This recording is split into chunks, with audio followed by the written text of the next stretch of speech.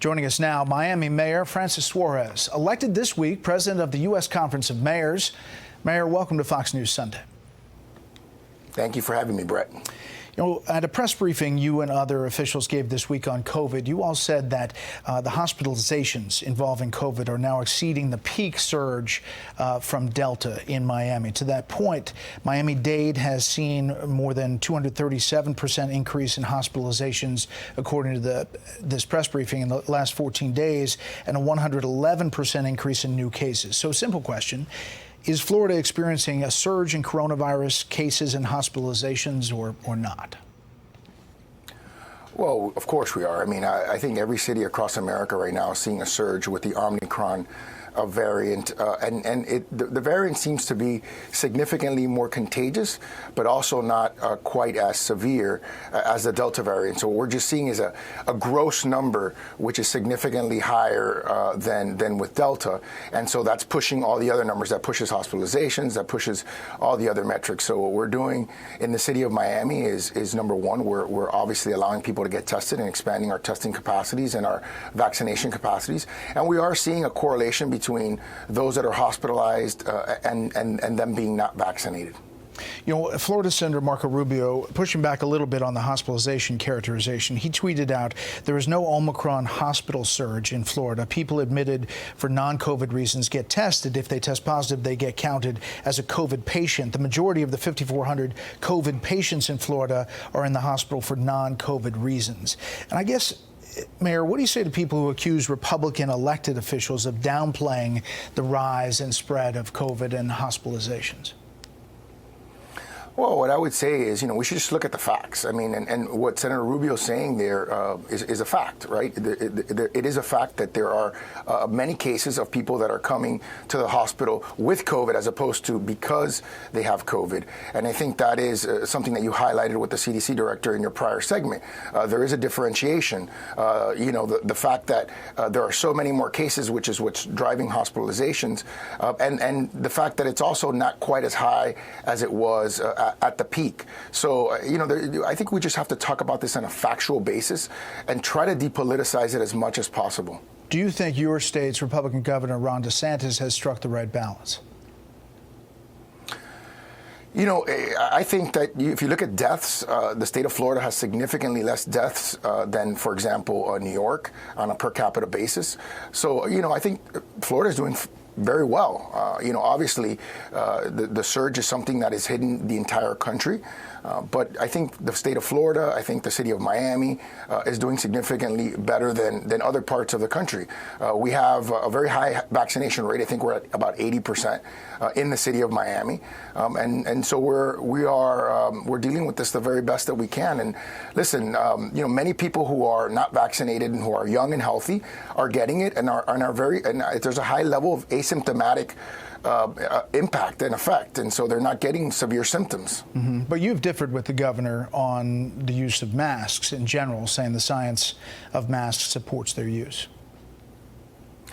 Yeah, particularly a few months ago, or maybe even close to a year ago, we had a disagreement over masks because I felt that, as a tool, masks are something that we could implement and it could reduce the number of cases without affecting people's ability to go to work, right? I think the biggest issue was making sure that this did not harm the environment, particularly, at a time where our unemployment rate was skyrocketing. Now, in the city of Miami, our unemployment rate is at 3.7%, which is almost a percent lower than the entire rest of the state of Florida. So what we've implemented is pro-business policies that could keep people safe, and I think using a mask was one of those. As the newly elected head of the U.S. Conference of Mayors, I'd like you to weigh in on the situation in Chicago with the schools there. Classes, again, were canceled Friday. Looks like they're going to be canceled on Monday. Chicago Mayor Lori Lightfoot blasted the union, saying, we're not going to rob parents of their right and their obligation to tell us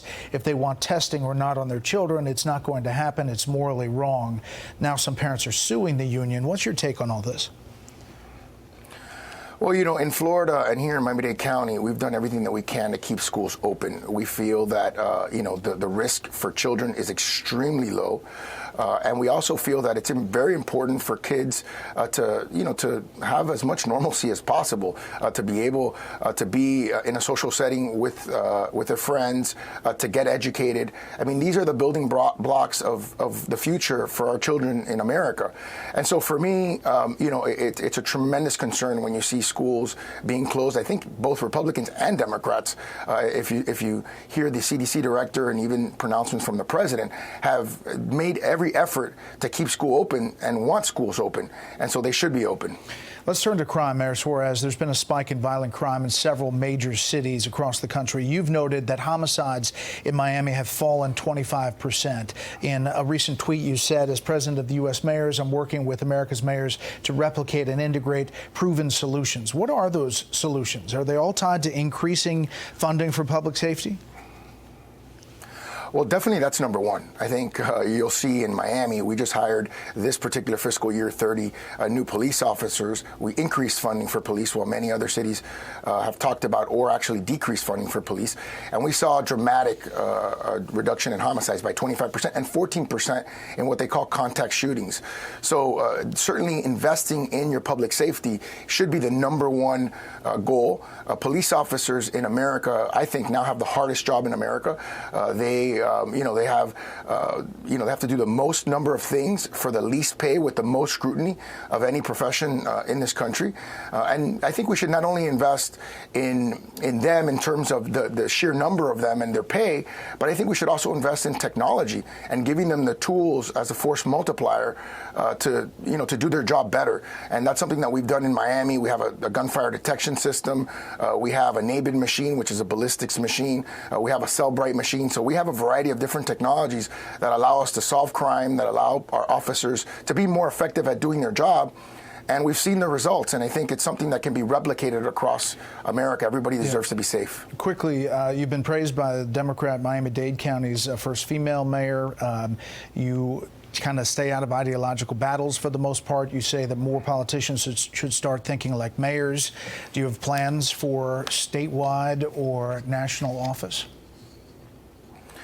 Well, Brett, first of all, being president of the U.S. Conference of Mayors is going to give me a tremendously unique opportunity to set an agenda for America's mayors. I do believe that America's cities, which have 85% of the population of America and constitute 91% of the GDP of this country, need to be heading in the right direction. It's a generational opportunity for our country, and if we get it right, we're going to have generational prosperity. So once, being president of the U.S. Conference of Mayors is over, which is a year and a half from now, I'll look at the landscape and decide if I want to serve at a higher level, and it'll be hopefully an opportunity that will be enjoyable and prosperous and something that will be beneficial to the people of this country or this state or my city. Okay, we'll watch that. Mayor Suarez, thank you for your time.